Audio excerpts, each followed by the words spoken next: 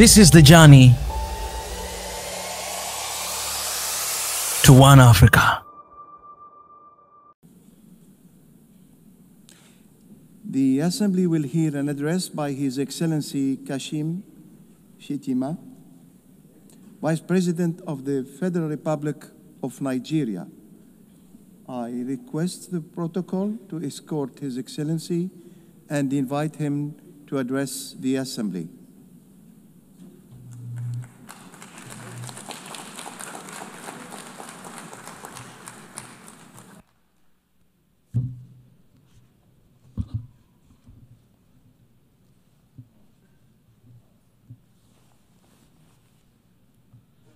Madam President, Mr. Secretary General, Excellencies, Heads of State and Government, distinguished delegates.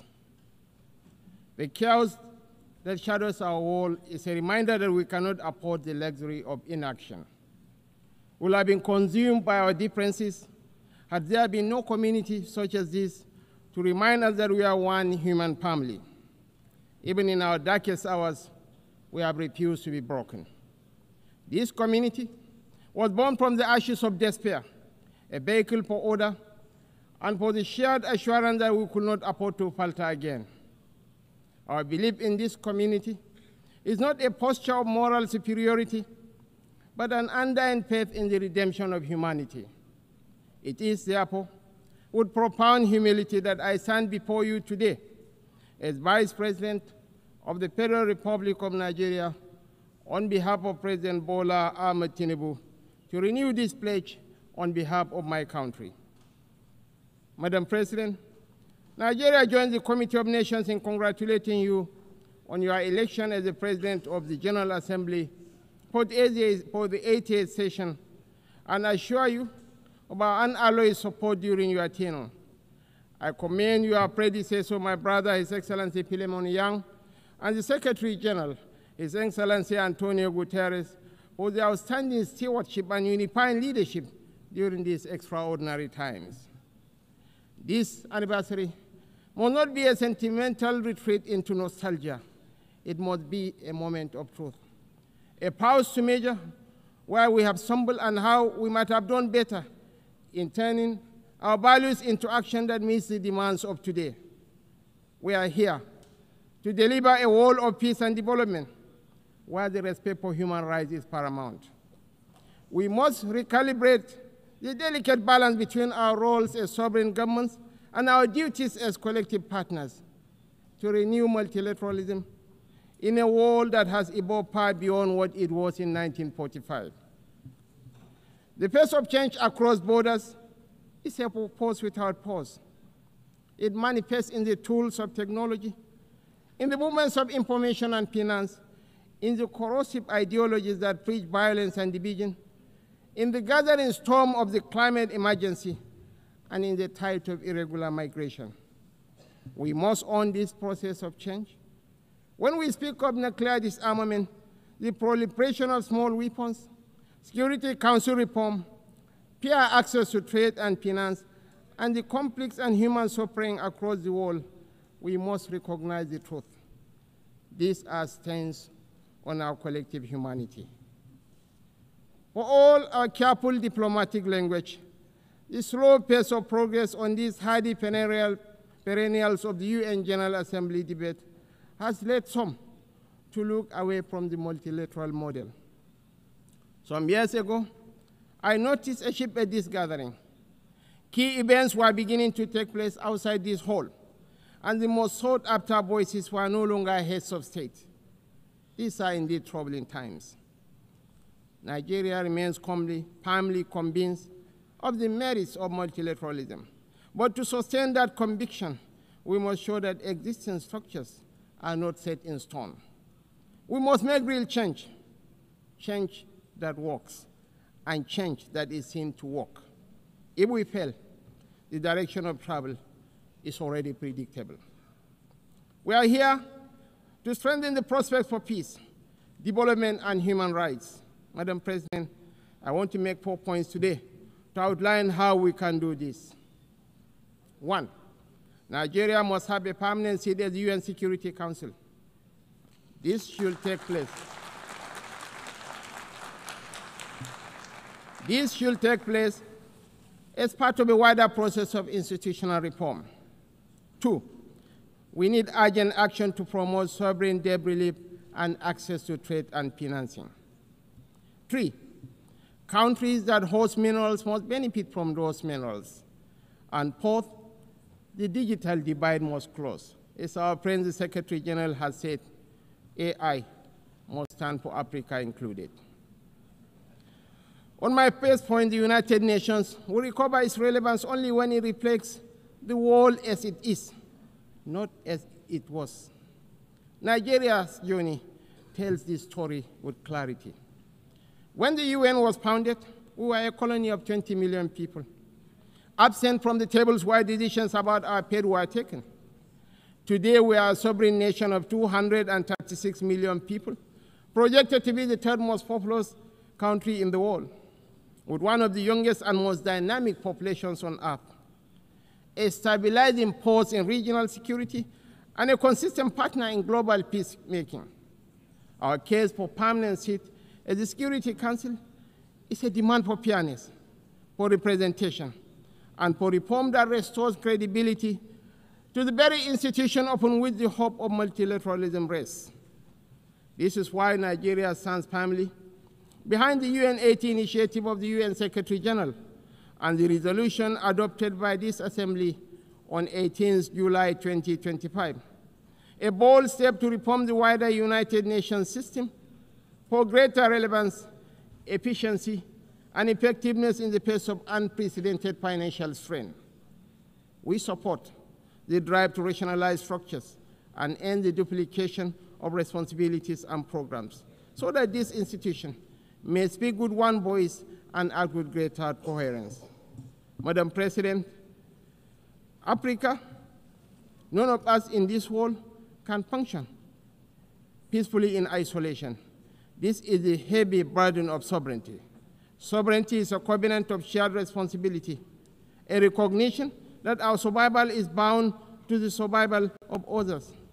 To live up to this charge, we must work hand in hand with our neighbors and partners. We must follow the trails of weapons, of money, and of people. For these forces, too often driven by faceless non-state actors, ignite the fires of conflict across our region. Madam President, Nigeria's soldiers and civilians carry a proud legacy. They have participated in 51 out of 60 United Nations peacekeeping operations since our independence in 1960. We have stood with our partners in Africa to resolve conflicts, and we continue that commitment today through the multinational Joint Task Force. At home, we confront the scourge of insurgency with resolve. From this long and difficult struggle with violent extremism, one truth stands clear. Military tactics may win battles measured in months and years, but in wars that span generations, it is values and ideas that deliver the ultimate victory. We are despised by terrorists because we choose tolerance over tyranny. Their ambition is to divide us and to poison our humanity with a toxic rhetoric of hate. Our difference is the distance between shadow and light, between despair and hope, between the ruin of anarchy and the promise of order. We do not only fight wars, we pit and shelter the innocent victims of war.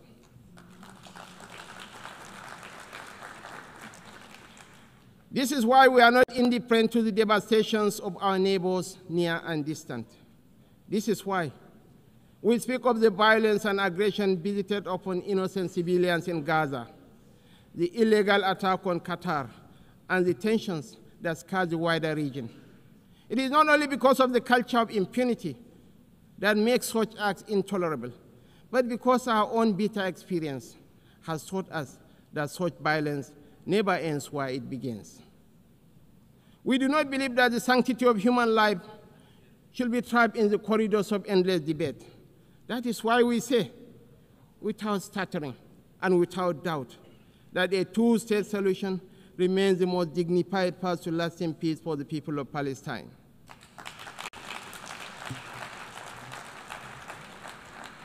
For too long, this community has borne the weight of moral conflict. For too long, we have been caught in the crossfire of violence that offends the conscience of humanity. We come not as partisans, but as peacemakers. We come as brothers and sisters of a shared wall, a wall that must never reduce the right to live into the currency of dubious politics. The people of Palestine are not collateral damage in a civilization searching for order. They are human beings, equal in worth, entitled to the same freedoms and dignities that the rest of us take for granted. We want to make the choice crystal clear. Civilized values over fear. Civilized values over vengeance. Civilized values over bloodshed. We show the opportunities that peace brings, just as the extremists hope to drive apart rival communities and different religions. We work through multilateral platforms within the rule of law to build the consensus and support that makes this immensely difficult and dangerous task that much easier. This is how we deny our enemies the space they crave to fuel tension and despair. It is our experience that this offers the best, perhaps only hope for peace, reconciliation, and victory for the civilized values of a shared humanity. Nigeria is a diverse country, also recognizes the variable geometry of democracy in different forms and spheres. For this reason, we are working with the United Nations to strengthen democratic institutions in our region and beyond through the Regional Partnership for Democracy. Madam President, point 2. The price of peace is eternal vigilance. The increasingly difficult security outlook has prompted many member states to count the cost of the emerging world order. We in Nigeria are already familiar with so difficult choices: infrastructure renewal or defense platforms, schools or tanks. Our view is that the path to sustainable peace lies in growth and prosperity. The government has taken difficult but necessary steps to restructure our economy and remove distortions, including subsidies and currency controls that benefited the few at the expense of the many. I believe in the power of the market to transform. Our task is to enable and facilitate, and to trust in the ingenuity and enterprise of the people. But the process of transition is difficult and brings unavoidable hardship. This year, we held the inaugural West African Economic Summit in Abuja to bring investors and opportunities together. The results far exceeded our expectations and are a clear indication of what innovation can deliver. It is in that same spirit of dynamic review that I invite the United Nations to re-examine the best use of scarce resources. One critical area is climate change. It is not an abstract issue about an indeterminate fate to be settled at some distant point in the future. It is not even solely an environmental issue. It is about national, regional, and international security. It is about irregular migration. Truly, this is an everyone issue. We are all stakeholders, and we are all beneficiaries of the best outcomes. Madam President, this is why relevant ministers have been instructed to work with the UN to make the best use of climate funds. We believe there are huge shared dividends to accrue from increased support for education, for resilient housing, for access to technology and financing to allow vulnerable communities to thrive, to become part of solutions rather than problems. Nigeria and Africa have made significant strides in recent years to put our affairs in order. We can take that progress to the next level, a level that presents new opportunities for trade, investment, and profit, if we can assess reforms to strengthen the international financial architecture. We need urgent action to promote debt relief, not as an act of charity, but as a clear path to the peace and prosperity that benefits us all. I'm calling for new and binding mechanism to manage sovereign debt, a sort of international court of justice for money that will allow emerging economies to escape the economic straitjacket of primary production of unprocessed exports. It has been over 4 decades since the Lagos Plan of Action outlined a route away from debt and dependence that highlighted opportunities that today should still be explored for local added value for processing and manufacturing in everything from agriculture to solid minerals and petrochemicals. The African Continental Free Trade Area is a remarkable achievement of cooperation. We remain fully committed to the achievement of the SDGs and are convinced that this can be best delivered by focusing principally on our primary mission of growth and prosperity.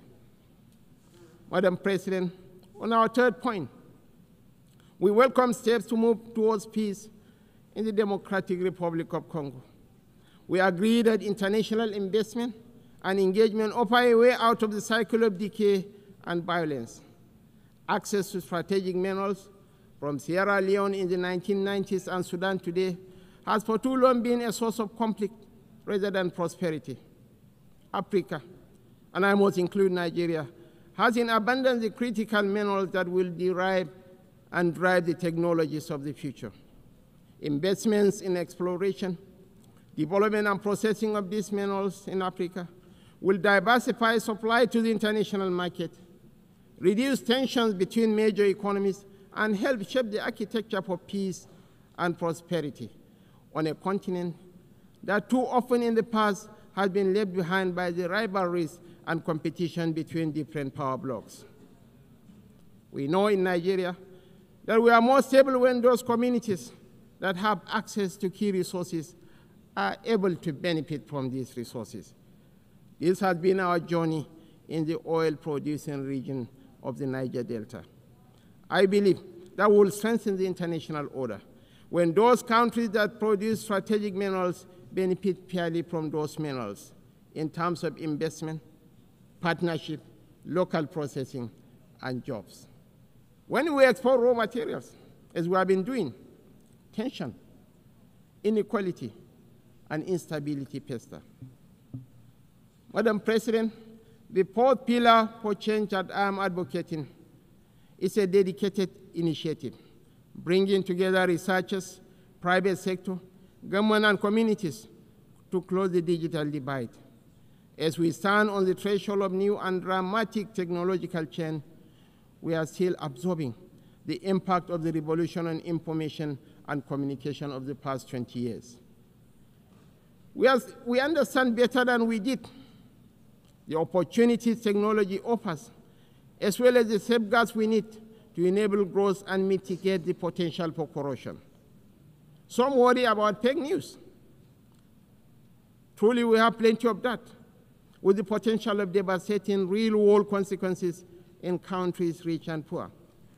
I am more worried about an emerging generation that grows ever more cynical because it believes nothing and trusts less. As technology shakes up public administration, law, finance, conflict, and so much of the human condition, I'm calling for a new dialogue to ensure we promote the best of the opportunities that are arising and promote the level of access that allows emerging economies more quickly to close a wealth and knowledge gap that is in no one's interest. I join you today to reassert Nigeria's commitment to peace, to development, to unity, to multilateralism, and to the defense of human rights is beyond compromise. For none of us is safe until all of us are safe. The road ahead will not be easy, and we know there are no quick fixes to the trials that test the human spirit. Yet history reminds us that bold action in pursuit of noble ideals has always defined the story of the United Nations. Time and again, we have found the wisdom to balance sovereign rights with collective responsibility. That balance is once again in question. But I believe, quite passionately, that a renewed commitment to multilateralism, not as a slogan, but as an article of faith, remains our surest path forward. Nigeria dedicates itself fully and without reservation to that noble cause. I thank you all for listening.